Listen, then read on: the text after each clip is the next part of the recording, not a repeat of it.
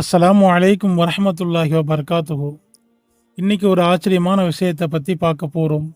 அல் கௌசர் நீர் தடாகத்தை பற்றி நம்ம எல்லோருக்கும் தெரியும் தானே. ஆனால் அந்த நதிக்கரை இருக்கிற பறவைகளை பற்றி உங்களுக்கு தெரியுமா?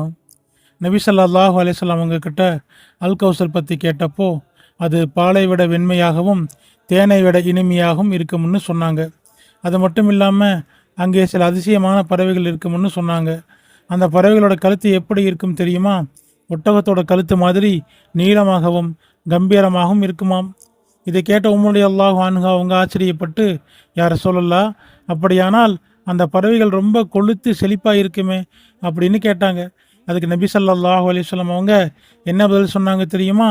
அந்த பறவைகளை சாப்பிடக்கூடியவர்கள் சொர்க்கவாசிகள் அந்த பறவைகளை விட இன்னும் அழகானவங்களா எழில்மிக்கவங்களா இருப்பாங்கன்னு சொன்னாங்க. சுபஹானல்லாஹ். அந்த பறவைகளே அவ்வளவு அழகாக இருக்கும்னா அதை சாப்பிட போகிற சொர்க்கவாசிகளோட அழகு எப்படி இருக்கும்னு கற்பனை பண்ணி பாருங்க. அல்லாஹ் நம்ம எல்லோரையும் சொர்க்கவாசிகளாக ஆக்குவானாக. இந்த தகவல் உங்களுக்கு பிடிச்சிருந்தா மறக்காமல் நம்ம சேனலை சப்ஸ்கிரைப் பண்ணிக்கோங்க. இன்ஷா அல்லாஹ் அடுத்த வீடியோவில் சந்திப்போம்.